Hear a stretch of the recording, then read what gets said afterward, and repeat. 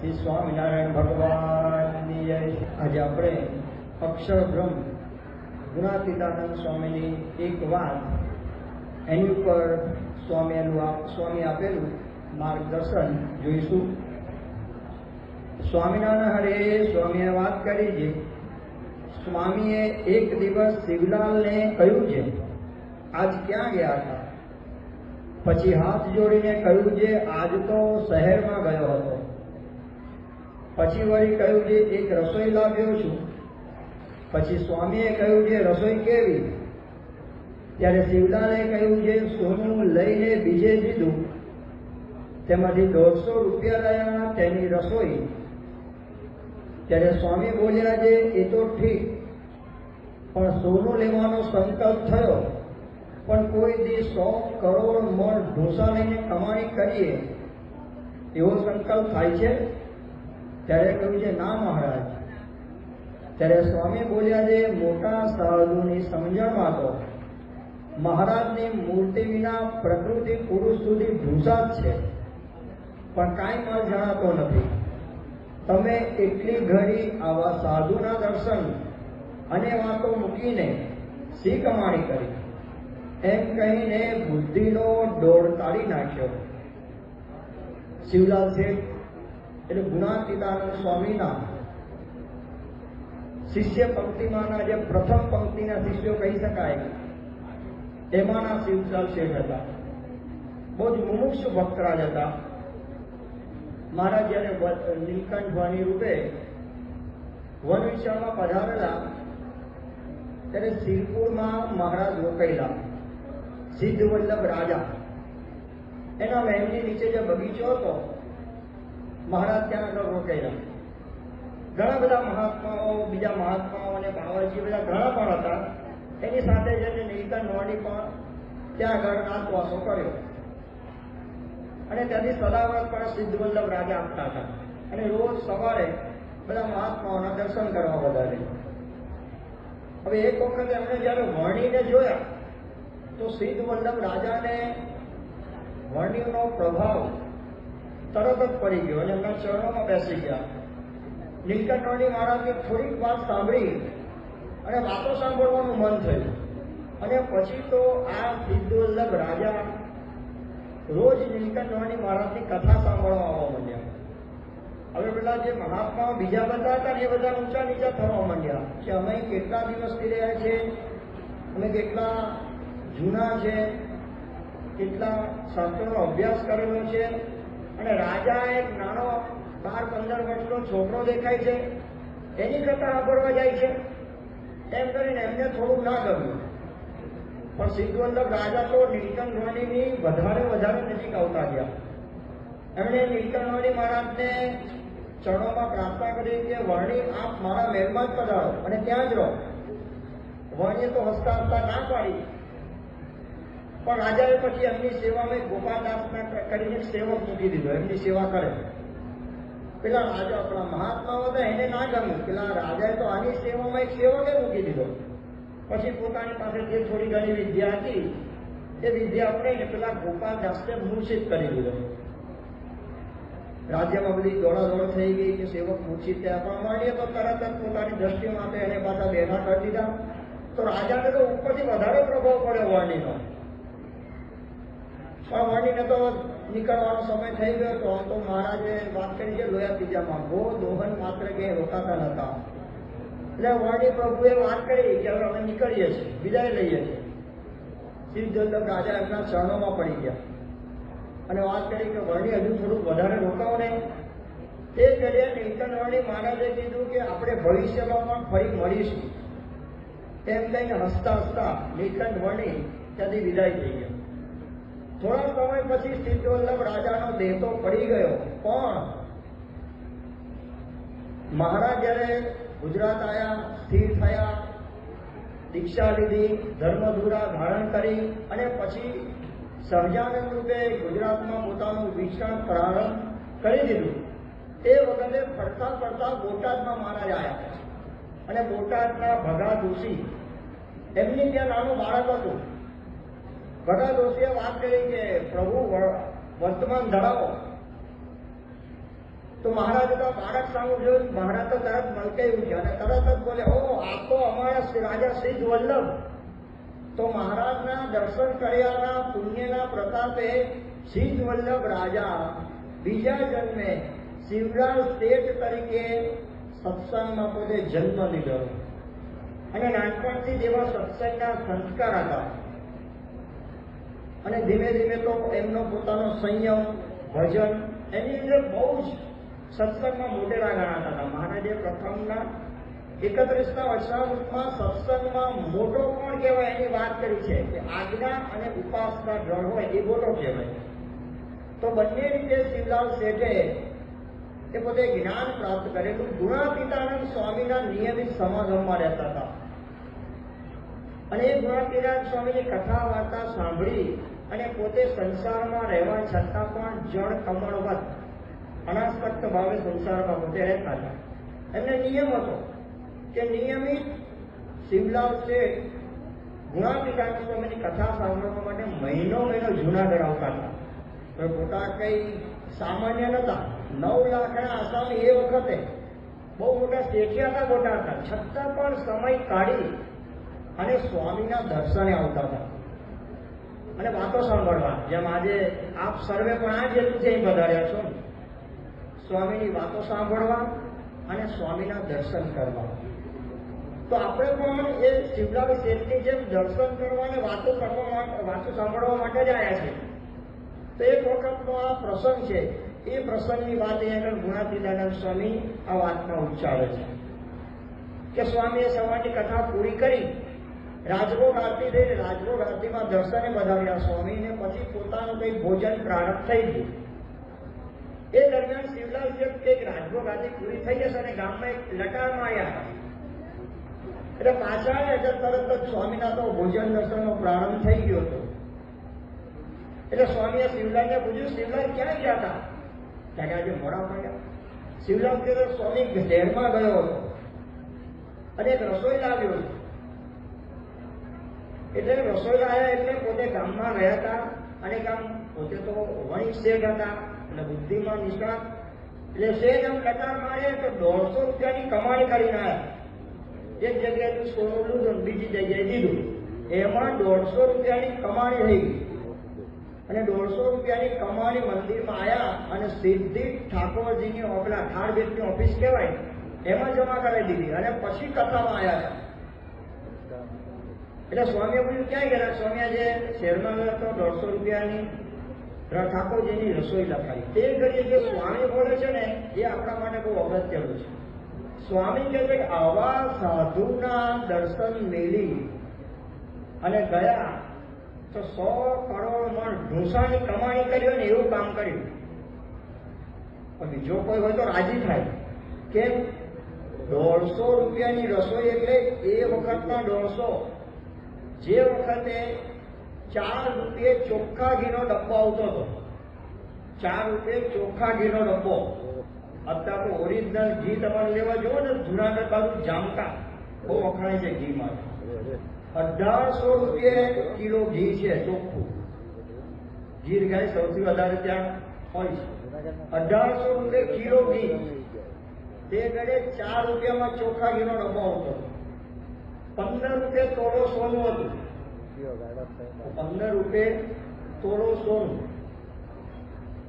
અત્યારે કેટલું થયું? 150 રૂપિયાનું તે ઘડે 100 ગ્રામ તોલું, 100 ગ્રામ સોનું થયું. હવે અત્યારે 100 ગ્રામ તોલાનો ભાવ જોવા જઈએ તો અત્યારે 50,000 છે. 1 તોલાનો ભાવ 5 લાખ રૂપિયા થાય. તો આનો અર્થ એવો છે કે શિવલાલ શેઠ 5 લાખ રૂપિયાની કમાણી કરીને આવ્યા. અને કમાણી કરી એટલું જ નહીં, મંદિરમાં પ્રવેશ્યા અને સીધી જ ટાર્ગેટ ઓફિસમાં ઠાકોરજીની સંતોની રસોઈ લખાઈ દીધી અને પછી કથામાં આવ્યા હતા. પછી સ્વામી કહે છે 100 કરોડમાં ઢોસાની કમાણી કરીને આવ્યા. કેમ? આવા સાધુના દર્શન લીધીને ગયા ને એટલે. તો સ્વામી શું કહેવા માંગે છે કે આવા સાધુના દર્શનનો યોગ જે પ્રાપ્ત થયો છે ને, 1 મિનિટ પણ એના દર્શન ચૂકીએ ને તો આપણે બહુ મોટી કમાણી ગુમાવીએ છીએ. એ સ્વામી આ વાત ઉપરથી કહેવા માંગે છે. શિવલાલ શેઠના સ્વામીનો મહિમા તો હતો જ, છતાં પણ સ્વામી એમને આ વાતમાં હજુ વધારે જાગૃત કરે છે. આમ તો શિવલાલ શેઠને ગુણાતીરાયણ સ્વામી સાથે એવું કહેવાય છે પિતા પુત્ર જેવું હેત હતું. સમજણવાળા હતા કે વારે વારે આવી રીતે કઠણ વચ્ચેના ડંક મારેલા. જ્યારે ગોપીનાથ દેવની પ્રતિષ્ઠા થઈ ગઢડામાં, તે ઘરે પ્રતિષ્ઠા પૂરી થઈને પછી ભાવનગર તરફ જતા હતા ત્યારે પણ ગુણાતીરાયણ સ્વામીએ શિવલાલ શેઠને કીધેલું, તારા જીવ સામું જોઉં છું ને તો અડધો સત્સંગ રહ્યો છે. આટલા મોટા માણસ આટલી મોટી સેવા કરી હોય, હજુ એક દિવસ પૂરો નથી થયો, તરત જ સ્વામીએ એમને આ રીતે ટકોર કરી. એકવાર કથામાં બેઠેલા અને આત્માનંદ સ્વામી કથા કરતા હતા. હવે કઈક સાદી સોપારી ચાવવાની એમની દિવસે તો સ્વામી જાહેરમાં બોલ્યા, તો કોણ ચાવે છે? તો ઉભા થઈ તરત ગયા, સોપારી ઠૂકી રહ્યા. પણ સ્વામીનો અવગુણ ના લીધો કે પહેલી લાઈનમાં બેઠો છું, ખબર નહીં પણ હું ચાવું છું તો આખા ગામમાં હું ભજનો કરો છો. તરત આવ્યું, પણ તરત જ ઉભા થઈને સોપારી ઠૂકી એને નિયમ લીધો. કયો? આ પછી ક્યારે સભા ના હોય એમ નહીં, આ પછી ક્યારે સોપારી ના ચાવી, એવો નિયમ લીધો. આ ત્રીજો પ્રસંગ અહીં પણ સ્વામી એમને ટકોરે છે. મહારાજ અંકેના 24ના વચનામૃતમાં વાત કરે છે, વારે વારે કઠણ વચનના ડંક માર્યા હોય છતાં પણ જે પાછો ના પડે એની સાથે તો અમારે વગર કયું હેત થાય છે. તો શિવલાલ શેઠ સમજણવાળા હતા એટલે ગુણાતીરાયણ સ્વામીને હેત દિવસે દિવસે શિવલાલમાં વધતું જતું. અને હેત વધે એની નિશાની શું? તો ભગવાન અને સંત આપણને બે ધડક ખુલ્લા દિલે જે કહેવું હોય એ કહી શકે તો સમજવાનું સ્વામીને આપણામાં હેત છે. તો આવું એક શિવલાલ શેઠને સ્વામી પ્રત્યે હતું ને સ્વામીમાં શિવલાલ શેઠ. તો ગુણાતીરાયણ સ્વામી એક વાક્ય બોલે છે, આવા સાધુના દર્શન મેળવીને. કેવા સાધુના દર્શન? તો આપણા શાસ્ત્રોમાં કહ્યું છે, સાધુનામ દર્શનમ પુણ્ય તીર્થભૂતા સાધવ તીર્થમ ફલતી કાલે ન સત્ય સાધુ સમાગમ. કે સાધુનામ દર્શનમ પુણ્ય, સાધુના આવા સત્પુરુષના દર્શન માત્રથી જ પુણ્યનો ઢગલો થઈ જાય છે. તીર્થભૂતાય સાધવ, આવા સત્પુરુષ એ મૂર્તિમાન તીર્થરૂપ છે. તીર્થમ ફલતી કાલે ન સત્ય સાધુ સમાગમ. તીર્થ તો કાળે કરીને પુણ્ય આપે છે, પણ આવા સત્પુરુષનો સમાગમ તો તત્કાળ પુણ્ય ઉદય કરે છે. તો સાધુનામ દર્શન પુણ્ય, પુણ્ય માત્ર કારણ કે મોટું તીર્થ એક છે. શ્રીમદ ભાગવતના 9મા સ્કંદમાં 9મા અધ્યાયના 5મા અને 6ઠા શ્લોકમાં ગંગાજીના અવતરણની કથા આવે છે. સગર રાજા હતા, 60,000 એમના પુત્રો હતા. અશ્વમેધ યજ્ઞ પોતે કરાવતા હતા અને અશ્વમેધ યજ્ઞ માટે ઘોડો ફરતો મૂકેલો. જે એમનો ઘોડો બાંધે એની સાથે યુદ્ધ કરવાનું અને યુદ્ધમાં જીતે એટલે પેલો રાજા એને શરણાગત થઈ જાય એનો. પણ કોઈ એમનો ઘોડો બાંધતો નતું. એટલે ઇન્દ્ર રાજાને થોડો ભય લાગ્યો કે આ જો અશ્વમેધ યજ્ઞ પૂર્ણ કરશે તો સ્વર્ગની ગાદી કદાચ લઈ જશે. તો એટલે એમણે શું કર્યું, એક ઘોડો કપિલ મુનિના આશ્રમમાં જઈને સંતાડી દીધો. સગર રાજાના દીકરાઓ ઘોડો શોધવા નીકળ્યા તો મળ્યો નહીં.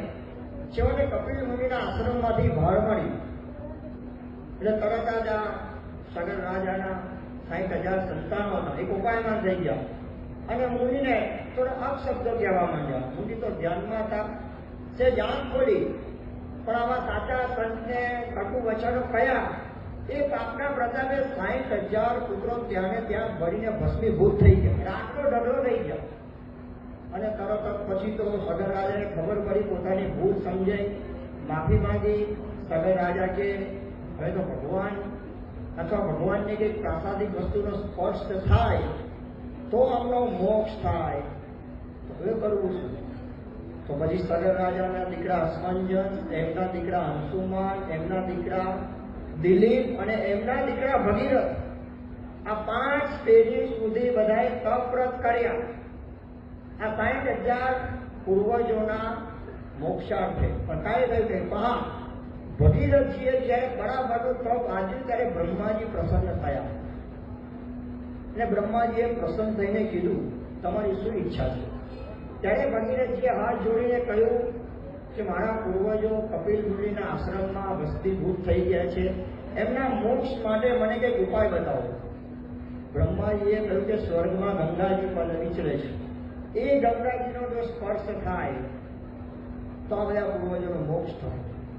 તો ભગીરથજી બ્રહ્માજીના માર્ગદર્શન પ્રમાણે ત્યાં સ્વર્ગમાં પધાર્યા અને ગંગાજીને વિનંતી કરી કે આ પૃથ્વી પર પધારી પૂર્વજોનો મોક્ષ કરો. ગંગાજી હું પધારું તો ખરી, પણ મારા જળનો પ્રવાહ આ પૃથ્વી ઝીલી નહીં શકે. એના માટે કંઈક ઉપાય કરવો પડશે. કારણ કે અફાટ પ્રવાહ જળ પર આવે તો પૃથ્વી ફાટી જાય, પાતાળમાં ઉતરી જાય. કરવું શું? ત્યારે ભગીરથજીને મુનિઓએ માર્ગદર્શન આપ્યું કે શિવજીને વિનંતી કરો. શિવજી પોતાની જટામાં ધારણ કરી દેશે ને પછી વાંધો નહીં આવે. શિવજીને વિનંતી કરી. શિવજી કે આ વાંધો નહીં. શિવજી તો એકદમ દયાળુ દેવ. પેલું સમુદ્ર મંથન કરે જે નીકળ્યું બધા ત્યાં કોણ પીશે? શિવજી કે લાવો ને આપણે પીજીએ. પી ગયા. પેલો ચંદ્ર સોમ દક્ષ પ્રજાપતિનો શ્રાપ લાગેલો અને ચંદ્ર આમ નષ્ટ થવાની અણી હતો. બધા કે શું કરીએ? તો કે જઈએ આપણે શિવજી પાસે. શિવજીને વિનંતી કરી. ત્યારે શિવજીએ મૃત્યુંજય મંત્ર દ્વારા સોમ કહેતા ચંદ્રનો મોક્ષ કર્યો. એટલે સોમનાથ કહેવાય છે. એ જ સ્થાન ઉપર ચંદ્રનો મોક્ષ થયો હતો. ચંદ્ર મૌળેશ્વર ત્યાંથી શિવજી કહેવાયા. ઝેર પીધું એટલે નીલકંઠ કહેવાયા. વાસુકીનાથ એને બધા તિરસ્કૃત કરતા હતા. પ્રભુ પાસે આવ્યા અને વિનંતી કરી. પ્રભુ બધા મારા તિરસ્કાર કરે છે. શિવજી કે આવી જાઓ આપણી પાસે. લો ઘરે ધારણ કરી લીધો તો કાયમ શિવજી સાથે એ જ આવવા માંડ્યા. વાસુકીનાથને પોતે ગ્રહણ કરી લીધો. આ ગંગાજીનો પ્રોબ્લેમ આ છે કે કાંઈ વાંધો નહીં, એમણે ગ્રહણ કરી લીધી ગંગાજી. હવે આ પાછા શિવજી તો મહાશિવ કહેવાય. ગંગાજી આયા જ ખરા, પણ જટા ક્યાંક હોય જે મળે નહીં. એટલી મોટી તો શિવજીની જટા હતી વિશાળ. 1 વર્ષ સુધી સંશોધન કર્યું. પછી ભગીરથજીએ પ્રાર્થના કરી શિવજીને, શિવજી આપણે એમને પૃથ્વી પર લાવવાનું છે. પછી શિવજી અમે જટાનો વાઘ ખેંચ્યો અને એમાંથી ભગીરથની પાછળ ગંગાજીની 7 ધારા, 3 પૂર્વ દેશમાં, 3 પશ્ચિમ દેશમાં અને 1 ભગીરથજીની પાછળ. એ પાછળ પાડી ગઈ એ હરિદ્વાર ઋષિકેશ અત્યારે આપણે જોઈએ છીએ બિંદુ સરોવર પાસે પહેલું જગાનું અને આ ગંગાજીનું બિંદુ પડ્યું. પણ ગંગાજી આવી રીતે પૃથ્વી ઉપર આવ્યા. પણ પૃથ્વી પર આવતા પહેલા ગંગાજીએ પ્રભુને પ્રાર્થના કરી કે પ્રભુ આપની આજ્ઞાથી હું પૃથ્વી પર જઉં છું તો કરી, પણ આખી દુનિયાના લોકો મારામાં પાપ ધોશે તો મારી પવિત્રતાનું શું? તે કરીએ શ્રીમદ ભાગવતમાં જે કીધું 9મા સ્કંદનો 9મો અધ્યાય એનો 5મો અને 6મો શ્લોક એમાં વાત કરે છે કે કિંચાહમ ન ભુવં યાતે નરામય્યા મુજંત્યગમ મૃજામિ તદગમ પુત્રમ રાજસ્તંત્વ વિચિંત્યતામ. કે પ્રભુ બધા મારામાં પાપ થશે પણ મારા પાપનું શું? તે કરે પ્રભુ એને કહે સાધવો જ્ઞાતિ નસ્તાંતા બ્રહ્મનિષ્ઠા લોક પાવના હર્યંત્યગમ ચેન્દ્ર સંઘા તે સ્વાત્યજ્ય બિદ્ધરી. કે આ પૃથ્વી ઉપર મહાન સત્પુરુષો વિચરતા હોય છે, જનને પાવન કરનારા, જનનું કલ્યાણ કરનારા. એ સત્પુરુષો જયારે તમારામાં સ્નાન કરશે, તમારામાં પગ ધોશે ને ત્યારે ગંગાજી તમે પવિત્ર થશો. કારણ સકલ સૃષ્ટિને પાવન કરનારા પરમાત્મા એ આ સંત પુરુષોમાં પધારતા હોય છે, એમાં વિચરતા હોય છે. તો ગંગાજીને પણ તીર્થત્વ સત્પુરુષો થકી મળતું હોય છે. તો આપણે એ કહેવા માંગીએ છીએ કે તીર્થમાં એ બધા તો તીર્થો છે, પણ સંત એ મહાતીર્થ. આપણે એ મહાતીર્થના દર્શને આવ્યા છે. મુક્તાનંદ સ્વામી કીર્તનમાં કહ્યું છે 68 તીર્થ મારા સંતન ચરણે કોટી ગંગા કોટી કાશી રે. 68 તીર્થ મારા સંતને ચરણે. 68 તીર્થ કરવા હોય તો કેટલો આપણને શ્રમ, સમય અને સંપત્તિનો ઉપયોગ કરે. એ જગન્નાથપુરી ભારતના આ ખૂણે, રામેશ્વરમ નીચે, દ્વારકા આ ખૂણે, હરિદ્વાર ઋષિકેશ 4 ધામ ઉપર આખું ભારતનું કુંડાળું આપણે ક્યારે ફરી વળીએ? એ પાસે 4 ધામ જ થયા, 68 તીરથ તો નહીં, પણ 68 તીરથ જો એક સાચા પામવા હોય તો એ આ સત્પુરુષના સમાગમથી પ્રાપ્ત થાય. એટલા માટે મહારાજ સારંગપુરના 7મા વચનામૃતમાં નૈમિષારણ્યમ ક્ષેત્રની વાત કરે છે કે નૈમિષારણ્ય ક્ષેત્ર કોને કહેવાય કે જ્યાં ઇન્દ્રિયોની ધારા બુદ્ધિ થાય. પછી એ જ વચનામૃતમાં મહારાજ અંત ભાગમાં વાત કરે છે કે સંતના સમાગમ રૂપી નૈમિષારણ્ય જ્યાં હોય ત્યાં પોતાના મનને સ્થિર કરવું. કારણ કે સંતના સમાગમથી ઇન્દ્રિયોની બાધા ખરેખર બુદ્ધિ થતી હોય છે. તો ભગવાન સ્વામિનારાયણ પણ સંતને મહાતીર્થ કહે છે અને ઇન્દ્રિયોની ધારા બુદ્ધિ થવા માટે એ મોટામાં મોટું માધ્યમ આ સંત છે. એ સંતના દર્શને આપણે આવ્યા છે. એ સંતની વાત સાંભળવા આજે આપણે આવ્યા છે. તીર્થ કરતા પણ મોટા કહેવાય છે ગંગા પાપમ સતી તાપમ દૈન્યમ કલ્પતરુ થતા પાપમ તાપમ ચ દૈન્યમ ચ ગ્રંથિ સંતો મહાશયા. ગંગા પાપ ફરે છે, શશી કહેતા ચંદ્ર તાપ ફરે છે, કલ્પતરુ દઈ દેતા હારે છે, પણ આવા સંત પુરુષોના દર્શન અને એમની વાણી તો આ ત્રણેય એક શાંતો હરી લેતા હોય છે. તેવા મહાતીર્થના જયારે આપણે દર્શને પધાર્યા ત્યારે આ રીતે સ્વામી જે શિવલાલને કહેવા માંગે છે કે આવા સાધુના દર્શન મેળવીને. કેવા સાધુ? તો ભગવાન સ્વામિનારાયણ અંકેના 26મા વચનામૃતમાં વાત કરે છે કે પંચવર્તમાને યુક્ત હોય, પોતાની ઇન્દ્રિયોની ક્રિયાને દાબીને વર્તે પણ એની ક્રિયા કરીને દબાય નહીં. ભગવાન સંબંધિત જ ક્રિયા કરે, પોતાને બ્રહ્મરૂપ માનીને પુરુષોત્તમની ઉપાસના કરે. એવા જે સંત તેને દેવ જેવા પણ ના જાણવા, મનુષ્ય જેવા પણ ના જાણવા, સાક્ષાત ભગવાનની પેટે સેવા કરવા યોગ્ય સંત છે. તો મહારાજ આવા મહાતીર્થરૂપ સંતના લક્ષણ બતાવે છે, એની ઓળખાણ આપે છે. કઈ ઓળખાણ? કે ઇન્દ્રિયોની ક્રિયા કરીને પોતે દબાય નહીં પણ ઇન્દ્રિયોની ક્રિયાને દાબીને વર્તે. એકવાર એક રાજા પોતાના નગરમાં મુખ્ય રસ્તા પરથી સવારીઓ રૂપે પસાર થતા હતા. રાજા એકદમ ઘોડા ઉપર સવાર હતા, બંને બાજુ 5 એમના સેવકો, આગળ મુખ્ય પ્રધાન સેનાપતિ એ જતા હતા. 11 જણના રસાળા સાથે રાજા રસ્તા ઉપરથી પસાર થયા. એક બાળક હતો, એને પિતાને પૂછ્યું, પપ્પા કોણ જાય છે? એટલે કે રાજા. ઓ રાજા એમ. થોડી વારમાં એ જ રસ્તા ઉપરથી એક ચોર પસાર થયો, બહુ રીઢો ગુનેગાર હતો. એને 10 રાજાના સિપાહીઓ બાંધી લઈ જતા હતા. આગળ પેલો સેનાપતિ જેવો તો એ જ હતો, એટલે એને બાંધી લઈ જતા હતા. આ બાજુ 10 એના સિપાહીઓ, આ બાજુ 10, આગળ પેલો મુખ્ય સેનાપતિ. એટલે પેલા પુત્રએ ફરી પૂછ્યું કે પિતાજી આ કોણ છે? ત્યારે આ ચોર છે. એ પેલો રાજાના ચોર કેવી રીતે? એ રાજા હતો, એની બાજુમાં 10 માણસો હતા, બે બાજુ 5 માણસ, આગળ એક મુખ્ય હતો, એની પાસે પણ 11 માણસો હતા, આની પાસે પણ 11 માણસ છે. તો પેલો રાજા અને આ ચોર કેવી રીતે? તે ઘરે રાજા વાત કરે, પિતાજી વાત કરે છે કે બેટા પેલો રાજા હતો, એની આજુબાજુમાં જે 10 માણસ હતા ને એ લોકો એના સેવક હતા. આમ એક પ્રધાન હતો, એ પણ એનો સેવક. એ 11 એના ગુલામ હતા, એના સેવક હતા. અને આ બીજો છે ને એ 11 ના બોસ છે, એને પકડીને લઈ જાય. આ કેદી છે, એટલે આ ચોર કહેવાય ને, પેલો રાજા કહેવાય. બસ સત્પુરુષમાં અને સામાન્યમાં ફેર આટલું કયો કે જેમ રાજા એની પાસે 10 સેવકો છે, એના 10 માણસો એને ગુલામ છે, એમ આપણી 10 ઇન્દ્રિયોને 11મું મન એના આપણે ગુલામ છે. આપણે ચોરની જગ્યાએ કહી શકાય, કેદીની જગ્યાએ કહી શકાય. કેમ? 10 ઇન્દ્રિયો અને 11મું મન એ આપણને બાંધીને ફરે, એ દોડાવે એમ આપણે દોડાઈ જઈએ છીએ. અને આવા સત્પુરુષ ઇન્દ્રિયોની ક્રિયાને દાબીને વર્તે. એટલે શું?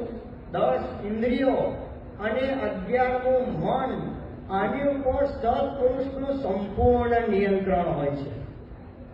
એમની ઇન્દ્રિયો ક્યારેય પણ એમની ઈચ્છા વગર લેશ માત્ર ફરકી શકતી નથી. બાકી સામાન્ય જનની ઇન્દ્રિયો તો તરત દોરાઈ જાય. શ્રીમદ ભગવદ્ ગીતામાં કહ્યું છે કે યતતોયમિ કૌંતેય પુરુષસ્ય વિપશ્ચિત ઇન્દ્રિયાણિ પ્રમાથી હરંતિ પ્રસવં મનઃ. કે ઇન્દ્રિયો કેવી છે તો જેમ જહાજ દરિયામાં ચાલતું હોય ને વાવાઝોડું આવે તો જહાજને હંકારી જાય, એમ આપણી ઇન્દ્રિયો વાવાઝોડી છે, વાવાઝોડા જેવી છે અને આપણે જહાજ જેવા છે. ઇન્દ્રિયોનું જોર એટલું બધું છે કે આપણને જ્યાં દોરાય ત્યાં દોરાય છે. સત્સંગમાં આપણે આવતા હોય, ઘણા વખતની સત્સંગ કરતા હોય, પણ ક્યારેક બપોરે જમવાનું ચૂકી ગયા હોય, મોડું થયું હોય, ઘેર પહોંચાયું ના લાગતું હોય, અને તે જોડે બજારમાંથી પસાર થતા બે ત્રણ મિત્રો હોય, સામે ડુંગળીવાળી પાઉંભાજીની લારી હોય, તે ઘરે ભાઈબંધ કે હાલો પાઉંભાજી ખાઈ જાય. એટલે ના મારે તો ના ખબર, કોક દાડો તો ખવાય આવે, ઘેર જઈને 5 માણસ ફેરવી જાય ને ખાઈ જાય ને કાંઈ વાંધો નહીં, ચલો જય સ્વામિનારાયણ, પાઉંભાજી ચટકાર લઈએ. શું થયું? આપણી ઇન્દ્રિય આપણને ખેંચી ગઈ. એક સત્સંગી તરીકે શું ખાવું, શું ના ખાવું, શું જોવું, શું ના જોવું, ક્યાં જવું, ક્યાં ના જવું, બધી આપણને ખબર છે. છતાં પણ આપણે એ નિયમ પ્રમાણે નથી રહી શકતા. શું? ઇન્દ્રિયોનું જોર. આ ઇન્દ્રિયો આપણને તાણી જાય છે. ન કરવાનું કરાવે, ન ખાવાનું ખવડાવે, ન જોવાનું જોડાવે. આ ઇન્દ્રિયોનું જોર. છતાં આપણે ઇન્દ્રિયોના ગુલામ છે. અને આવા મહાન સત્પુરુષો એ ઇન્દ્રિયોની ઉપર પગ મૂકીને વર્તે છે. ઇન્દ્રિયો એમની દોરી દોરાય છે. એ ઇન્દ્રિયો ક્યારેય આપણે દોરી જતી નથી. એમાં પણ ખાસ તો રસના વિશેષ શિક્ષાપત્રીમાં મહારાજ બધી ઇન્દ્રિયોમાં રસના સ્વાદ ઇન્દ્રિય જીતવાની વાત કરે છે. મહંત સ્વામી મહારાજ એકવાર સાંકળીમાં વિરાજમાન હતા, એટલે બપોરે સંતોએ પૂછ્યું, સ્વામી તમને જાદવ્યું ભાવે? એટલે મહંત સ્વામી મહારાજ કે હું તો પેટને પૂછીને ખાઉં છું, જીભને પૂછીને ખાતો નથી, એટલે સાથે સાથે અમારે કાંઈ લેવા દેવા નહીં. એટલે બીજા એક સંત હતા, એમણે પૂછ્યું, સ્વામી આમ ક્યારેક એવું થાય સારી વસ્તુ હોય તો થોડો વધારે ગ્રહણ કરી લઈએ. સ્વામી કહે છે ના, જરાય નહીં. સ્વામી તમને ખાવાનો વિચાર આવે? સ્વામી કે જરાય નહીં. આ શું બતાવે છે? સંપૂર્ણ ઇન્દ્રિયો ઉપરનો નિયમન. પ્રસંગ નાનો છે પણ કોઈ બોલી ના શકે. બોલી શકીએ આપણે? આખું ગામ જાણતું હોય આપણને હું ભાવે છે, ઘરના જ જાણતા હોય પણ ગામને ખબર હોય શું ભાવે છે. ક્યાંથી બોલાય આપણાથી કે ના આપણે એવી ઇન્દ્રિયો આપણા કંટ્રોલમાં ના બોલાય. મહંત સ્વામી મારે સાળંગપુરમાં જ વિરાજમાન હતા અને સવારે 11 વાગે જે પહોંચતા હતા એ વખતે નેચરો થેરાપી ચાલતી અને એ વખતે જે ડોક્ટર હતા એમણે વાત કરી, સ્વામી હમણાં તમારે ગળ્યું, તળેલું અને દહીં છાશ એ નહીં ખાવાનું, થોડો. બાપા તો તાળી પાડી કે બહુ સરસ. બાપા ખુશ થઈ ગયા. હો, ગળ્યું નહીં ખાવાનું, તળેલું નહીં ખાવાનું, દહીં નહીં ખાવાનું, છાશ નહીં ખાવાના. આપણને તો એમ નહીં ખાવાનું, કેટલા દિવસ નહીં ખાવાનું? એટલે કે કોકવા તો લેવાય ને, એટલે ના લેવાય. આ પ્રસાદ તો લે, ગમે તેમ કરીને આપણે કંઈક છૂટો લઈ જઈએ. સ્વામી રાજી થયા. સ્વામી રાજી થયા. શું બતાવે છે કે એમની ઇન્દ્રિયો એ સંપૂર્ણ એમને વસ્તે. પ્રમુખ સ્વામી મહારાજ બોટાસરમાં વિરાજમાન હતા અને સાંજના સમયે બાબા 4 વાગે શહેરમાંથી જાગ્યા એટલે યજ્ઞેશ સ્વામી આપણી વાડીની શેરડીનો રસ લઈ ગયા, આપ્યો. બાપાએ ગ્રહણ કર્યો. બીજે દિવસે લઈ ગયા, બીજે દિવસે પણ ગ્રહણ કર્યો, ત્રીજે દિવસે લઈ ગયા. બાપા કે લઈ ગયા પાછો. યજ્ઞેશ સ્વામી કહે કેમ લઈ જાય ત્યારે ખોટી આદત પડી જાય. એટલે આ તો આદત હારી ના કહેવાય. ટાઈમે ફર્સ્ટ ક્લાસ તાપની શેરડીનો રસ આગળ થઈ જાય. સ્વામી કે લઈ ગયા પાછો. તો બાપા ના કહ્યું ને, બાપા કાઢ્યો છે આજે તો લઈ લો. બાપા કે આજે જ લઈ જાય કે કાલ તું પાછો લાવીશ જ ના લીધો. જો કેટલો એમનો ઇન્દ્રિય ઉપર નિયમન છે. બાકી આજે તો ઘરમાં ખાવા પીવા માટે અમુક તો 30% ઝઘડા તો આની લીધે જ થતા હોય. તો એકવાર એક વ્યક્તિ મિત્રને ત્યાં જમવા ગયા. હવે મિત્રને ત્યાં જમતા હતા, હવે પોતે કંઈક બીજા પ્રાર્થના હતા અને આ ગુજરાતી મિત્ર ત્યાં ગયા. હવે ઘરમાં કંઈક ઢોકળા બહુ સરસ બનાવેલા, એકદમ આમ જોઈને ખાવાનું મન થઈ જાય એવા પોચા પોચા, બધા પીળા કલરના એ ધાણા અને તલ ને બધું એક ફર્સ્ટ ક્લાસ વઘાર મારો પણ આમ જોઈને મોંમાં પાણી એવા ઢોકળા. પેલા ભાઈને તો ગમી ગયા, પહેલી વાર ઢોકળા ખાધેલા, ખુશ થઈ ગયા. એને કીધું આને શું કહેવાય? કે ઢોકળા, કે આપણે ઘેરથી નાનો ઓર્ડર આપતો છે.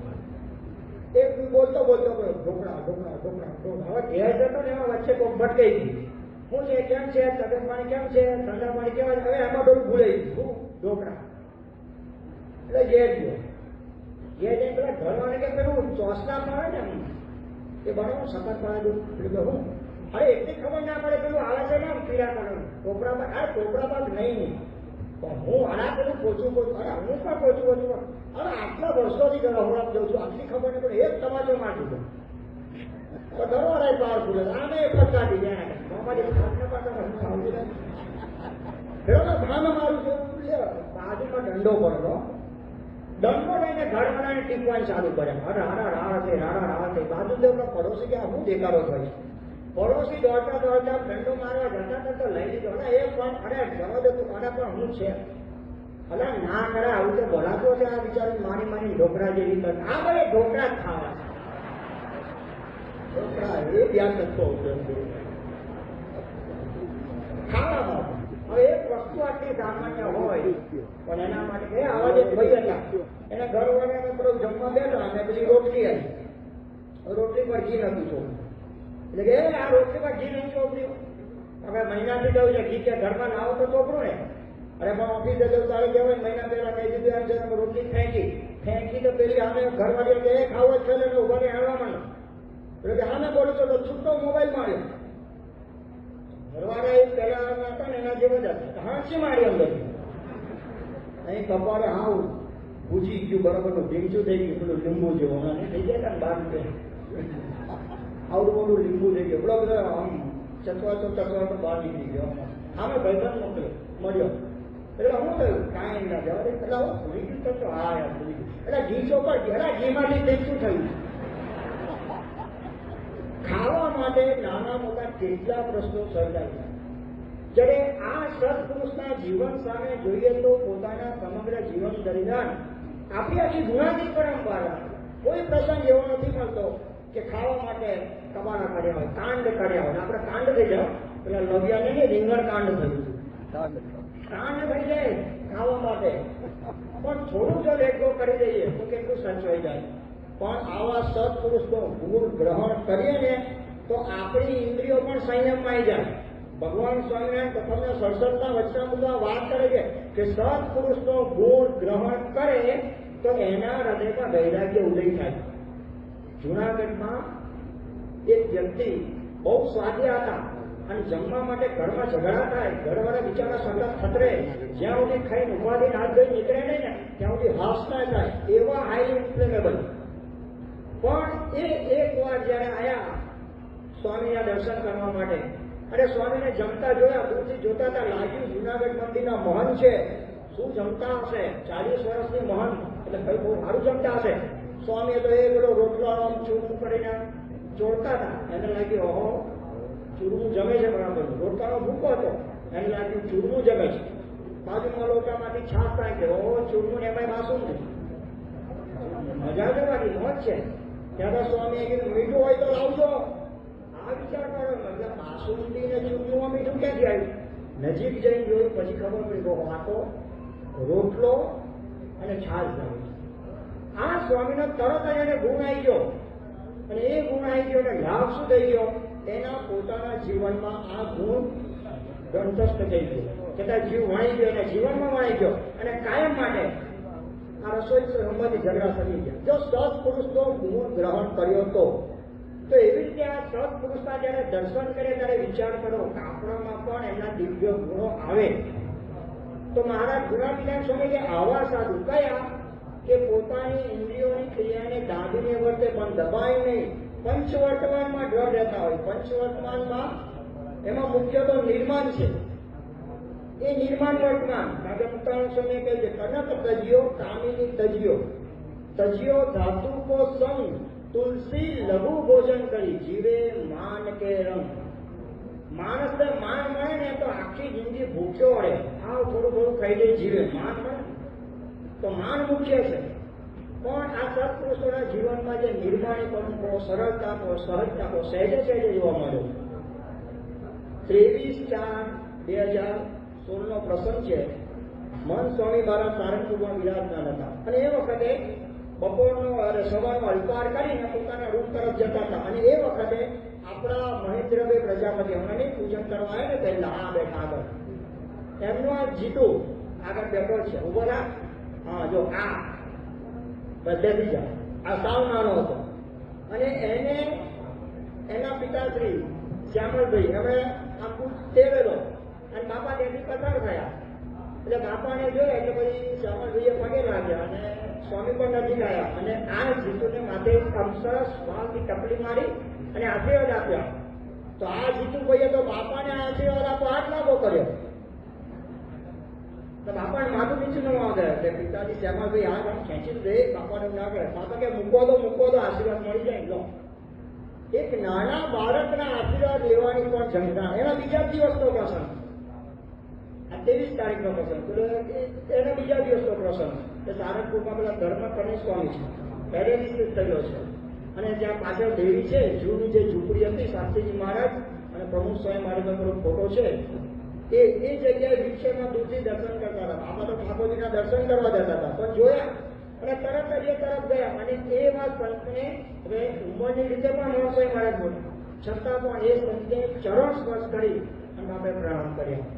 તો સહજ નિર્માણી પણ આપણને સ્વામી બાપામાં જોવા મળે. તો પંચ વર્તમાને યુક્ત હોય તો 5 વર્તમાનમાં આપણે જોઈ શકીએ કે મહંત સ્વામી મહારાજમાં આપણને મૂર્તિમાન આ મહારાજે આપેલા વર્તમાનો, મહારાજે આપેલા ઉપદેશો અને આદેશો આપણને જોવા મળે છે. ત્રીજું કે જે કેવા સાધુ તો ભગવાન સંબંધી જ ક્રિયા કરતા હોય. ભગવાન સંબંધી ક્રિયા કરતા હોય એ વ્યક્તિ અતિશય શાંત હોય, સ્થિર હોય. અહીં અમદાવાદનો જ પ્રસંગ છે કે અહીંથી સ્વામી બાપા જયારે કલકત્તા જવાના હતા અને એકાદશીનો દિવસ હતો. સવારે 8:30 વાગ્યા સુધીમાં બાપાએ અલ્પાહાર પૂર્ણ કર્યો અને 9 વાગ્યા પછી અહીંથી એરપોર્ટ પર જવા નીકળ્યા. કલકત્તા જવાનું હતું એટલે ફરી ઠાકોરજીના દર્શને ગયા. 9 વાગે અહીંથી નીકળ્યા, 9:30 વાગે એરપોર્ટે પહોંચ્યા અને ત્યાંથી પ્લેનમાં પધાર્યા. 9:45 વાગે પ્લેન ઉપડ્યું અને 11 વાગ્યા હશે એટલે સેવક સંતે સ્વામી બાપાને તથાર કર્યો અને ત્યાર પછી સ્વામી બાપા સામે થોડું ફરાળ એ ગ્રહણ કરવા માટે મૂક્યું. સ્વામી બાપાએ થોડું અભિષેક લીધું, ના લીધું, ત્યાં પછી તરત હર્ષે લીધું. એટલે સેવક સંતે કીધું સ્વામી થોડું ગ્રહણ કરો. બાપા કે ના. સેવકે થોડો ભાર લઈને આપવાનો પ્રયત્ન કર્યો. બાપાએ પથ્થર આપવાનું પાછું લઈ લીધું, નહીં. પછી તરત પછી સેવકો પણ પાછા વળી ગયા. પણ બાપાએ બહુ ઓછું ફરાળ કર્યું. 11:11 વાગ્યા હશે પછી 1 વાગે કલકત્તા એરપોર્ટ પર પ્લેન ઉતર્યું. હવે એ પ્લેન ઉતર્યું અને તરત જ હેલિકોપ્ટરમાં કલકત્તા મંદિરે પહોંચવાનું હતું. હવે આ સમયે થયું શું કે બધું હેલિકોપ્ટર હજુ આવ્યું નથી. એટલે સ્વામી બાપાને પ્લેનમાં બેસી રહેવાનું કહેવામાં આવ્યું. બાપા બેઠા 10-15 મિનિટ કદાચ થઈ જશે અને પ્લેનમાં ઠંડી લાગતી હતી. એટલે બાપા કે આપણે બહાર જઈએ, થોડી ઠંડી લાગે છે. એટલે બાપા તરત બહાર એક 4-wheel ગાડી હતી એમાં ગયા. દરવાજા બધા ખુલ્લા નથી, કાકા તો ઉનાળાનો સમય હતો, એપ્રિલ મહિનો, ને એમાં પણ બપોરનો સમય, એમાં પણ પાછી એકાદશી અને એમાં પણ ખુલ્લું એરપોર્ટ. તો બાપા 4-wheel ગાડીમાં બેઠેલા, બધા ગાડીના દરવાજા ખુલ્લા રાખીને બેઠેલા. હવે બન્યું એવું કે હેલિકોપ્ટર તો અહીંયા આવવાની જગ્યાએ ત્યાં મંદિરે પહોંચી ગયું હતું. ક્યાં? કલકત્તા મંદિરે. હવે એને કંઈક એક વખત થઈ હશે તો અહીંથી ત્યાં લઈ જવાના છે એટલે કે એવું સમજ્યા છે કે ત્યાંથી લાવવાના, ત્યાં પહોંચી ગયું. હવે ત્યાંથી આવવામાં 12 લાગી ગઈ હતી. સ્વામીને કીધું. સ્વામી કે કાંઈ વાંધો, બેઠા છે. તો સ્વામી બેઠા અને લગભગ 1:45 વાગ્યાની આસપાસ હેલિકોપ્ટર અહીંયા આવ્યું. ત્યાં સુધી બાપા ત્યાં જ બેઠેલા રહ્યા અને આખા શરીર લાલ થઈ ગયું. શરીરમાંથી પરસેવો નીકળે. સેવક સંતે પૂછ્યું, બાપા કંટાળો નથી આવતો? બાપાએ આમ મારા ફેરવતા હતા. બાપા આ ઊંચો કરીને આનંદ છે, ભજન કરીએ છીએ. અને તરત પેલી હેલિકોપ્ટર આવી તો બાપા ઉતરી અને હેલિકોપ્ટરમાં બેઠા. ત્યાં બાજુ હવે હેલિકોપ્ટરનો પાયલોટ કે હવે પરમિશન બાકી છે. તો પરમિશન હજુ હેલિકોપ્ટરને ઉડવાની પરમિશન નથી આવી.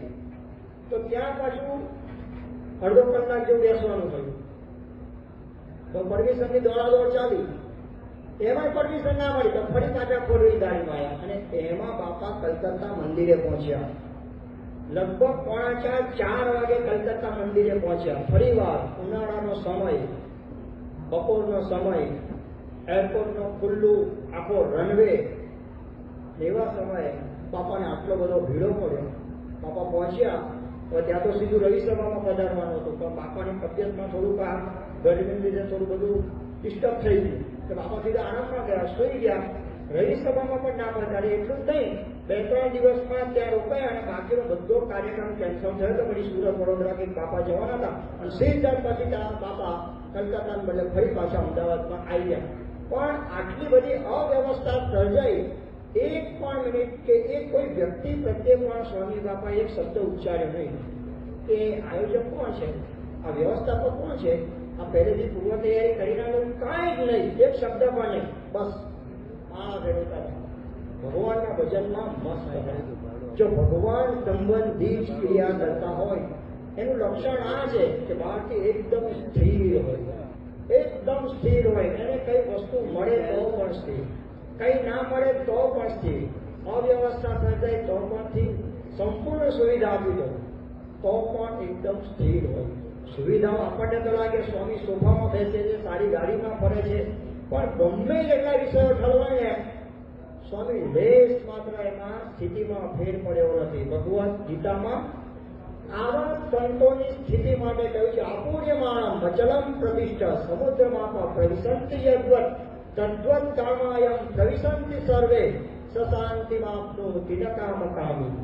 જેમ દરિયામાં આખી દુનિયાની નજર ઠલવાય છે, છતાં પણ દરિયાની સપાટી અને દરિયાના વેવ્સમાં આંદોલનમાં લેશ માત્ર ફરક પડતો નથી. એવી રીતે આવા સત્પુરુષો જેના દર્શન કરવા આપણે આવ્યા છે, એવા સત્પુરુષોમાં ગમે તેટલી સુવિધાઓ વિષયનો યોગ પ્રાપ્ત થાય છતાં પણ પોતાની સ્થિતિમાંથી લેશ માત્ર ચલાયમાન થતા નથી. બાહ્ય દ્રષ્ટિએ આપણને એવું લાગે, પણ એકવાર એક મહાત્મા વનમાં પોતે તપ કરતા હતા, એકદમ ધ્યાન મગ્ન હતા.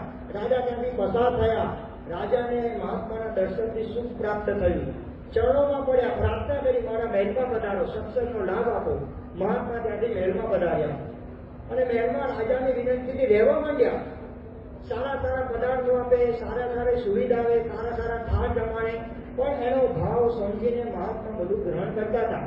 2-4 મહિના પછી રાજાને એવું લાગ્યું મારામાં અને મહાત્મામાં ફેરવું, હું ખાઉં છું એ ખાય છે, હું જેવા ગાડલામાં હું એવા ગાડલામાં એવું કહે છે, અમારા બે વચ્ચે ફેરવું.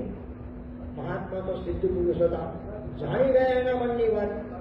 એક વાર મહાત્માએ સામેથી રાજાને કીધું, ચલો આપણે કઈક વનમાં લટાર મારી આવીએ. રાજા કે કાંઈ વાત નહીં, ચલો. અને એ કહીને સાબદું કર્યું અને 2 રથમાં મહાત્મા ગયા અને રાજા પણ સાથે ગયા. શિકાર કઈ જે વનચર્યા કહેવાય કરી અને પછી પરત જવાની તૈયારી હતી. એટલે રાજાએ કહ્યું, અરે મહાત્માએ કહ્યું, રાજાજી હવે આપણે કાંઈ જવું નથી રાજ્યમાં, માં જોડે લઈ જાઉં પલાટીવાળા, અહીંયા જો કહી જાઓ. રાજાજી એ મહાત્મા આપણે એવું નથી હો, પાછળ તો બધું ઘણા બધું કેટલું છે, એમથી થોડું દઈ જવાય. કેમ દઈ જાઓ ને? ના એમ થોડું દઈ જવાય. ત્યારે મહાત્માએ વાત કરી, તારામાં મારામાં આટલો ફેર, તારામાં ને મારામાં આટલો ફેર કે વિષય, સુવિધા, સગવડ, સુવ્યવસ્થા બધી હું આત્માથી પેન મૂકે ને એ મૂકી શકું, તું ના મૂકી શકું, તું બંધાઈ ગયો છું, હું મુક્ત છું. આ સત્પુરુષ મુક્ત છે અને એના આધારે અનંત જીવો મુક્ત થાય છે. તો એવા સંત, એવા મુક્ત સંત અને મુક્તા આપણને પણ કરે એવા સંતના દર્શને આપણે જ્યારે પધારે ત્યારે આ દર્શનની કળા એ આપણને ભગવાન સ્વામિનારાયણ શીખવાડે છે કે જ્યારે સંતના ભગવાનના દર્શન કરવા માટે જ્યારે પધારતા હોય ત્યારે કેવી રીતે દર્શન કરવા દે. તો સારંગપુરનું 3જું વચનામૃત અને સારંગપુરના 5મા વચનામૃતમાં વાત કરે છે, મને સવર્તમાન દર્શન કરવા. છતાં આપણા શાસ્ત્રોમાં, સંતોની કથામાં કોઈ પણ જગ્યાએ સંતના જે લક્ષણ, મહિમા, સામર્થ્ય, ઐશ્વર્ય જેટલું કંઈ સાંભળ્યું હોય એ બધું આ સમયે વિચારું છું કે હું જે સંતના દર્શન કરવા આવ્યો છું એ બધું જ આ સંતમાં છે. એમ વિચારીશું તો મહિમા સહિત જ્યારે દર્શન કરીશું તો આપણી દર્શનની ઉત્કંઠતા એકાગ્રતા વધશે. મહારાજ એમાં દ્રષ્ટાંત આપે છે ધરમપુરના કુશળ કુંવરબાનું. તે પોતે મહારાજના અનિમિત થઈને દર્શન કરતા હતા. મહારાજ એની ઉપર પ્રસન્ન થઈ ગયા. મહારાજે વાત કરી કે આ કુશળ કુંવરબા જે રીતે દર્શન કરે છે ને એવી રીતે બધાએ દર્શન કરવા. તો મૂર્તિ અંતરમાં ઉતારતા આ કુશળ કુંવરબા દર્શન કરતા હતા. ત્યાં અગતરાયમાં પર્વતભાઈ હતા. પર્વતભાઈ અને મયારામ ભટ્ટ બંને પણ મહારાજના આવા ઉત્તમ ભક્ત હતા. મહારાજના દર્શન કથા વાર્તા સાંભળવાની ચાલાવેલી. મહારાજ જયારે મેઘપુર પધાર્યા ત્યારે અગતરાયથી પર્વતભાઈ અને મયારામ ભટ્ટ એ માયાવળથી બંને મેઘપુર મહારાજના દર્શન કરવા જાય. સભામાં છેલ્લે બેસે પણ બધા તો મહારાજની કથા તો ચાલે. પહેલા તો એવું હતું નહીં કે આમ 6 થી 8 સભા મહારાજ બોલવાનું ચાલુ કરે અને મનાવે ત્યાં સુધી બોલે તો એ કલાક 2 કલાક 3 કલાક પણ બધા કોઈને ખેતરમાં જવાનું થાય, કોઈને ધંધે જવાનું થાય, બધા પોતપોતાની રીતે ઊભા થઈને નીકળતા જાય ચાલુ થતા. અને મયારામ ભટ્ટ અને પર્વતભાઈ બંને ધીરે ધીરે ખસતા આગળ આવતા જાય. છેલ્લી લાઈનમાંથી પહેલી લાઈનમાં આવી જાય ત્યાં સુધી દર્શન કરે. અને તે ઘડે મહારાજે પરમહંસોને કીધું આ પર્વતભાઈએ જે રીતે શાસ્ત્રોમાં કહ્યા છે એવી રીતે દર્શન કર્યા છે. તો આપણે પણ એ જ સત્પુરુષના દર્શન કરવા માટે પધારીએ છે જેમાં સાક્ષાત શ્રીજી મહારાજ વિરાજમાન છે. તો એ દર્શન સમય પણ આવો મહિમા જાણીએ, દર્શન મૂર્તિ પી લઈએ. કારણ કે પરમહંસોએ આ જ દર્શન કરેલા અને આ દર્શનને સંભાળી રાખ્યા તો આખી જિંદગી કષ્ટો પડ્યા. ગામડે ભિક્ષાની જગ્યાએ ગાળો મળતી હતી છતાં પણ આનંદમાં રહેતા હતા. કારણ કે ભગવાનની મૂર્તિનું સુખ આવતું હતું એ મૂર્તિ અંતરમાં ઉતારેલી.